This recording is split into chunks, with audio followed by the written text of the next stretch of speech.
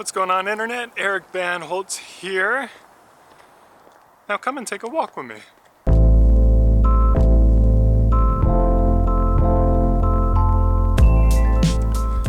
Today I want to tackle a subject that is a little more difficult to talk about, and it's failure and my personal struggles with failure and how I typically feel about it, how it typically handle it, how it makes me feel, and then maybe some alternative ways that I try to look at failure in a way that helps me become more content with my activities. Now, I've got plenty of failures in my life, and this isn't a dick measuring contest here, who's got the biggest failures in your life, but as many of you guys out there can relate, I can imagine we all deal with it. It's not something that is exclusive to me. We'll go this way.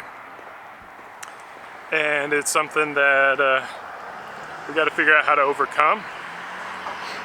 So I literally wear failure on my sleeve. See this? Does this shirt look familiar? This is a shirt that we produce for Urban Beardsman. It's our Urban Beardsman shirt. We did 3 runs of them, and we sold I think we sold like 100 shirts, which isn't bad for never having produced shirts. And we designed these from the ground up.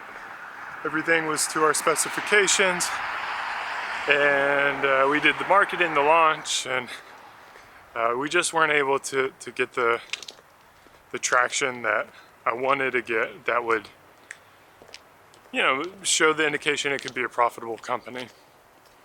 So we closed that up, and even more failure. Like this particular shirt is a pre-production shirt that I wear. It's not one of the post-production ones. And like I just showed you there, the buttons are sewn up on the opposite side. So I get to wear a shirt that I didn't sew it.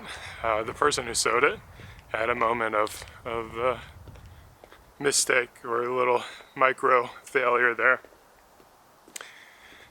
And speaking of Urban Beardsman, for those who really follow what we do, what we build, Urban Beardsman, as it sits today, is a website that brings lifestyle accessories for the Urban Beardsman.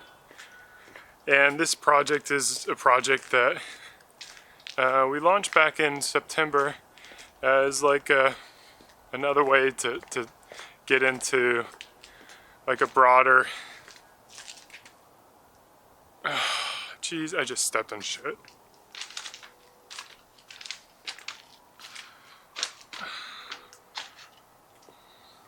Okay, I gotta walk that off. So, Urban Beardsman is a way to really Urban Beardsman is what I always visualize Beard Brand being, like this lifestyle company that focuses on the entire man, not just like grooming products. Like I always visualized Beard Brand as being this bigger company, this big movement, and I didn't see it only being beard grooming stuff, hair grooming stuff. So we created this blog. We wrote tons and tons of content. We got a lot of traffic there. We had good growth. I think we did some really cool stuff. We interviewed Ryan Hurst, who is Opie on Sons of Anarchy. We had some other cool interviews. We had some cool collaborations with Urban Beardsmen all around the world. We told their stories. Launched the website. Got some really cool products. These sunglasses, in fact, are products we sell. This watch are stuff we sell. all these things that personally, like, I think aren't like anything else out there in the marketplace. And we got collaborations with Jeff, Carlos, like a lot of hard work, soul, energy, effort came into it. And it sucks to say, but we launched and it wasn't to the levels that they should be at, or that I want them to be at. The expectations for the performance of that store. So we gave it some time, September, October, November, and after 3 months, we weren't seeing the type of growth trajectory that we would expect for a brand like that. And I know why. The reasons is Beardbrand by itself is such a complicated business and requires so many resources to be successful that by having two of them, by having a Beardbrand and an Urban Beardsman, we can't do both, right? So what happens is Urban Beardsman got a little neglected, right? We didn't focus on it as much as it needed to be to grow and be successful. So I know I can make Urban Beardsman be like Beardbrand. I know I can get it there. But that means I have to take away my resources from Beardbrand because I only have so much limited time. So a lot of rambling in. What that means is at the end of this month, we're going to be shutting down Urban Beardsman, the store.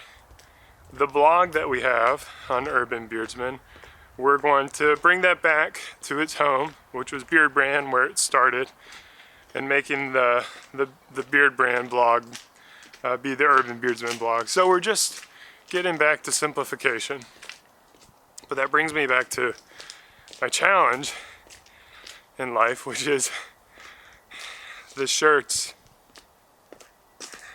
failure, the store failure.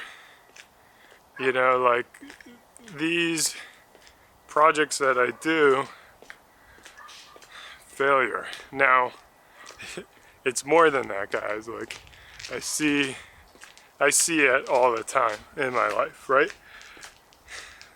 I create videos on Beardbrand and I have success and it grows and it's great, but in my mind, in my eyes, I'll see someone essentially copy my content, copy my style, or copy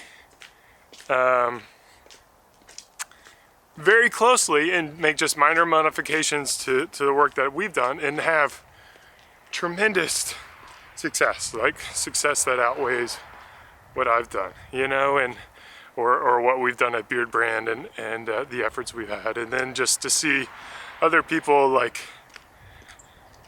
take, it's frustrating, right? There's the frustration aspect of someone being able to come in and literally copy what you do and find success. But then it brings me back to all about execution, right? And I'm a big believer of accountability. I'm a big believer of owning what you do in life. So I can't blame them for being successful. I can only take responsibility for failing in execution and failing to perform at the level that I want. And that becomes quite a burden, right? Because you're always taking accountability for all the actions in your life. Because ultimately, when you have that accountability, you can do things beyond. You know, you're in control of your life, you're in control of what you're doing. But sometimes it just sucks. It just sucks to know you're failing.